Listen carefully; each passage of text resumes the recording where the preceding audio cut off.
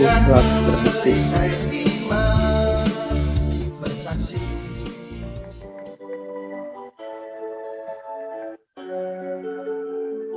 Lagu ini saya nyanyikan selama beberapa bulan akhir-akhir ini.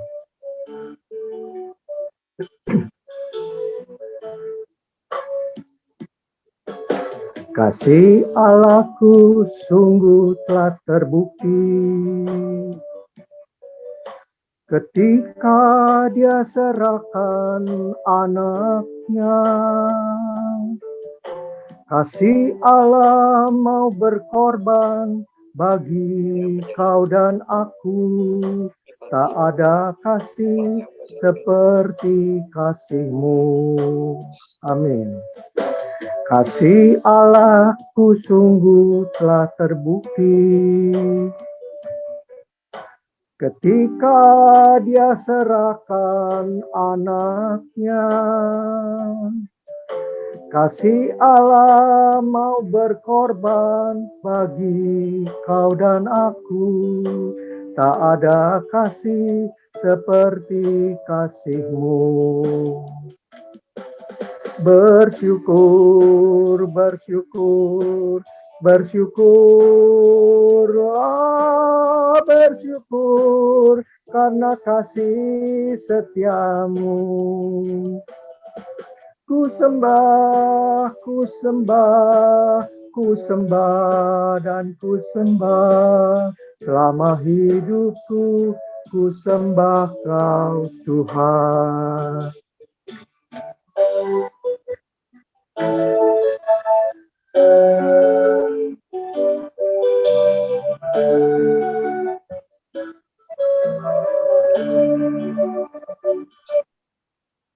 Terima kasih Pak Sandy, Pak Herman Tanjung. Terima kasih. Terima kasih Pak Herman Lutita. Ya, saya kembalikan waktu untuk Pak Herman Tanjung untuk firman Tuhan. Silakan. Baik, terima kasih waktu yang diberikan bagi saya untuk men-sharingkan firman Tuhan siang hari ini bagi teman-teman sekalian. Apapun yang disuruh dengan Pak Sandy kita harus nurut. Jadi semalam dia telepon, besok bawa sharing firman. Oke. Dan saya doa. Tuhan ingatkan begini. Dalam setiap kita pelayanan, apapun juga, kita butuh kekuatan. Dalam kita menolong orang juga kita butuh kekuatan. Saya ingat waktu saya masih sekolah, itu di tempat sekolah saya ada binaraga. Ada tulisan begini, sehari sehelai benang, setahun sehelai kain. Tiap hari dia main dumbbell, ya, badannya gede-gede. Saya pikir kalau badan kita kecil, nggak pernah latihan, kita nggak mungkin bisa tolong orang. Kita kuatkan dulu badan kita, baru kita bisa ngangkat beban orang. Tidak mustahil kita sebagai FGB man bisa nanggung beban orang, ngangkat beban orang kalau kita sendiri lemah. Nah, tema siang hari ini saya tulis kekuatan sebuah pelayanan. Dalam full gospel ini kita adalah sebuah pelayanan. Dan dalam pelayanan ini kita butuh kekuatan. Apa sih kekuatannya? Nah, kita baca 1 Korintus 1 ayat 10 mengatakan demikian. 1 Korintus 1 ayat 10, demikianlah firman Tuhan. Tetapi aku menasihatkan kamu, saudara-saudara, demi nama Tuhan kita Yesus Kristus, supaya kamu seia sekata, dan jangan ada perpecahan di antara kamu. Tetapi sebaliknya, supaya kamu erat bersatu dan sehati sepikir. Nah, dalam sebuah pelayanan, yang terutama, supaya kamu erat bersatu, ada kesatuan. Bagaimana kita berpecah-pecah untuk maju ke depan. Kita punya target 4.000 chapter dan 40.000 member. Tanpa ada kesatuan, ini tidak akan bisa berjalan. Jadi dari pimpinan tertinggi, nasional board, dan ke bawah sampai presiden chapter, harus ada kesatuan. Sehati, sepikir, seia sekata. Kalau rohnya sama, pasti seia sekata, sepikir. Tapi kalau rohnya beda, tidak akan pernah sama. Makanya dari itu, kita perlu kesatuan. Sehati, sepikir itu sangat penting dalam pelayanan. Bahkan dalam 1 Filipi 2 ayat 2 dikatakan begini, karena itu sempurnakanlah sukacitaku dengan ini. Hendaklah kamu sehati sepikir, dalam kasih, satu jiwa dan satu tujuan. Ada tujuannya. Jadi sampai kesatuan kita ada tujuan. Yaitu kesatuan kita untuk majukan pekerjaan Tuhan melalui full gospel ini. Untuk memenangkan jiwa-jiwa untuk datang kepada Tuhan. Kita sebagai pengusaha, banyak rekan bisnis kita. Apakah rekan bisnis kita semua udah kenal Tuhan? Belum tentu. Tetapi biarlah kita mau merangkul mereka untuk supaya mereka datang kepada Tuhan. Dengan tujuan apa? Kita kuatkan dulu. Baik bisnis kita, kekuatan kita, kerohanian kita. Supaya setiap kita bicara, ada power, ada kekuatan. Dan mereka akan menuruti apa yang kita katakan. Saya ingat satu Alkitab mengatakan begini. Orang yang cakap dalam pekerjaannya, dia akan berdiri di hadapan raja-raja. Orang yang cakap dalam pekerjaannya, dia akan berdiri di hadapan raja. Bukan orang yang hina. Nah, kita juga harus kuat, cakap dalam bisnis kita, dalam pelayanan kita. Makanya kita bisa menangkan jiwa. Nah, itulah yang pertama. Kekuatan pelayanan ada pada kesatuan. Biarlah kita semua sehati, sepikir, seia, sekata. Bahkan satu roh untuk memajukan pekerjaan Tuhan ini. Yang kedua, kekuatan pelayanan full gospel adalah pada motivasi kita. Apa sih motivasi kita dalam pelayanan ini? Apakah kita mau cari rekan bisnis? Apakah kita mau cari pelayanan demi ketenaran, kesombongan? Dijauhkan Tuhan lah kiranya itu.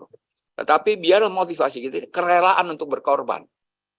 Dalam full gospel ini kita rela berkorban. Kenapa kita rela berkorban? Dalam perjalanan, misal contoh, kita ikut airlift and landlift. Dalam perjalanan kita banyak berkorban. Berkorban waktu, berkorban uang, berkorban tenaga, pikiran. Untuk apa? Memenangkan jiwa-jiwa untuk datang kepada Tuhan. Harus berkorban. Nah, kerelaan untuk berkorban itulah yang Tuhan hargai buat setiap kita. Dan sebab Allah dalam Kristus Yesus Tuhan, Dia Allah yang tidak mau berhutang. Apa yang kita kerjakan buat Tuhan, Tuhan akan balaskan bagi kita berlipat kali ganda. Yang kedua, bukan hanya rela berkorban, tapi meninggikan Kristus. Alkitab menulis dengan jelas, siapa meninggikan aku akan menarik banyak jiwa. Bahkan lebih jelas dikatakan, jikalau namaku ditinggikan, aku akan menarik banyak jiwa. Nah, pribadi kita masing-masing, dalam full gospel businessman policy, siapa yang kita tinggikan?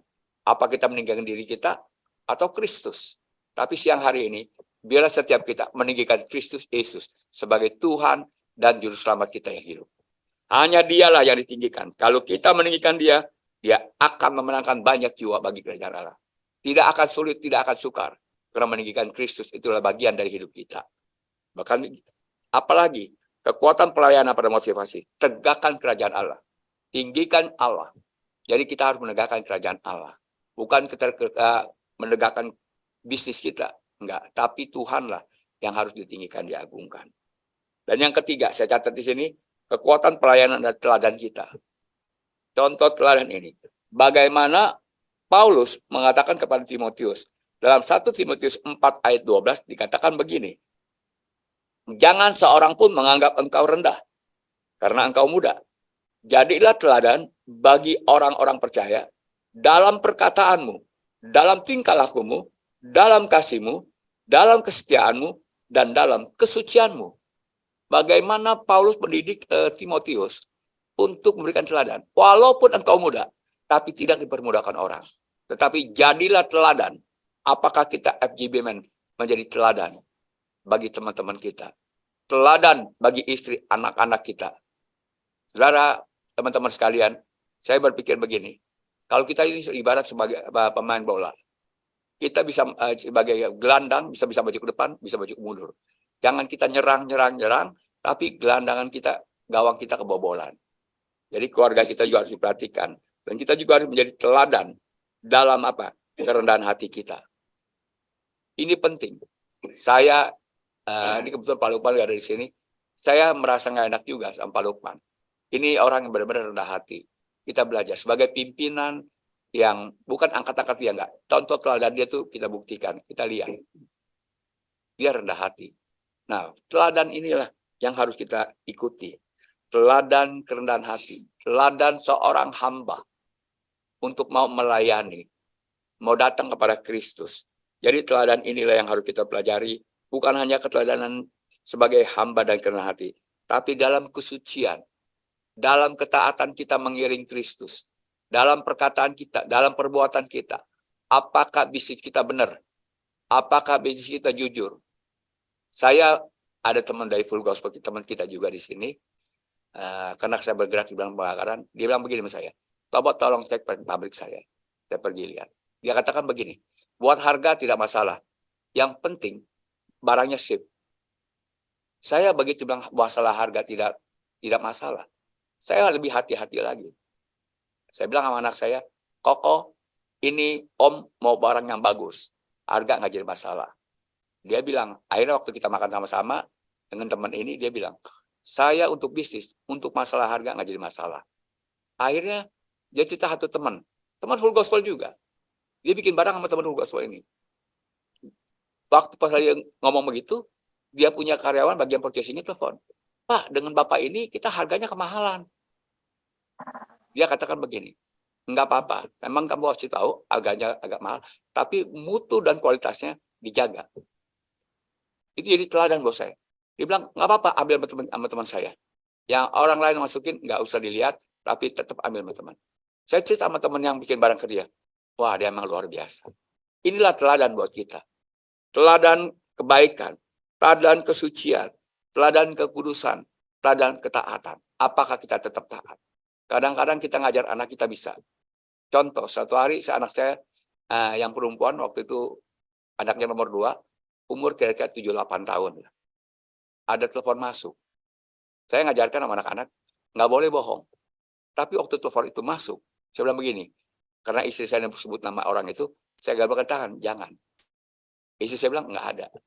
Tapi anak kecil itu memperhatikan. Begitu telepon ditutup, papi bohong. Papi ajar aku tidak boleh bohong. Tapi papi sendiri bohong.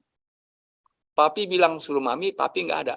Padahal kan papi ada. Itu anak umur 7 tahun, sama juga sama saya luar biasa. Nah, kadang-kadang hidup ini, kita cakap mengajar, tapi kita tidak cakap untuk melakukan. Tapi siang hari ini, biarlah kita, FGB Man, menjadi contoh dan teladan. Baik dari tingkah laku, perkataan, perbuatan kita, dalam bisnis kita terutama. Yuk, kita berdagang yang benar. Jangan neko-neko. Barang A, A, B, B. Ya, Alkitab mengatakan dengan jelas, jikalau iya, iya. Jikalau tidak, tidak. Katakan yang sebenarnya. Bukan orang bilang kalau kita dagang jujur nggak bisa maju. Bohong. Hidup kita, bisnis kita bisa maju adalah karena tangan Tuhan lah. Yang hebat itu yang menuntun kita. Seperti kesaksian Pak Beni. Menurut manusia mustahil. Tidak mungkin. Tapi bagi Allah yang kita sembah dalam Kristus Yesus, tidak ada yang tidak mungkin. Bagi Tuhan semua mungkin. Jikalau kita taat, setia, suci, kudus di hadapan Tuhan. Yang terakhir, yang keempat, kekuatan sebuah pelayanan adalah doa. Ini di tempat ini sungguh luar biasa. Dan saya mengikuti doa di tempat ini di Full Gospel udah cukup lumayan lama. Dari zaman kantor Full Gospel ini jalan industri, kita tetap berdoa di sana. Sampai sekarang kantor ini ada di sini, kita tetap berdoa. Karena doa, saya merasakan, doa bisa mengubah yang tidak ada menjadi ada. Doa bisa mengubah yang tidak mungkin akan menjadi mungkin. Doalah yang harus kita lakukan. Kenapa? Kehidupan doa bisa mengubah hidup kita. Dan kalau kita berdoa, kita mendapatkan kekuatan. Orang yang menanti-nantikan Tuhan, kata Alkitab, mendapatkan kekuatan baru. Jadi kalau kita menanti-nantikan dengan doa, kita mendapatkan kekuatan. Hidup ini perlu kekuatan. Kita makin hidup di akhir zaman, masa sulit lagi sukar.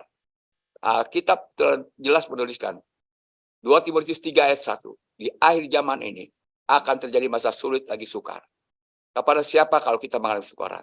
Hanya kepada Yesus Kristus Tuhan kita yang sanggup menolong kita. Kita tingkatkan doa. Biar dari tempat ini, kita tetap berdoa. Apapun yang terjadi, kita tetap berdoa. Saya teringat akan seorang hamba Tuhan mengatakan ini. Banyak berdoa, banyak berkat. Sedikit berdoa, sedikit berkat. Kurang berdoa, kurang berkat. Tidak berdoa, tidak ada berkat. Banyak kita malas berdoa, tapi berkatnya mau. Beberapa hari yang lalu tuh dapat saya kiriman dari WA. Enggak pernah berdoa, enggak pernah ibadah, enggak pernah percaya kepada Kristus, tapi mau masuk surga. Mana mungkin? Mustahil. Dan siang hari ini, kita mau tetap berdoa. Apapun terjadi, kita tetap hadir. Baik melalui Zoom, maupun datang ke kantor nasional ini. Tuhan Yesus memberkati kita semua. Baik, kembali kepada Sandy. Ya, thank you Pak Herman. Ya, tetap berdoa apapun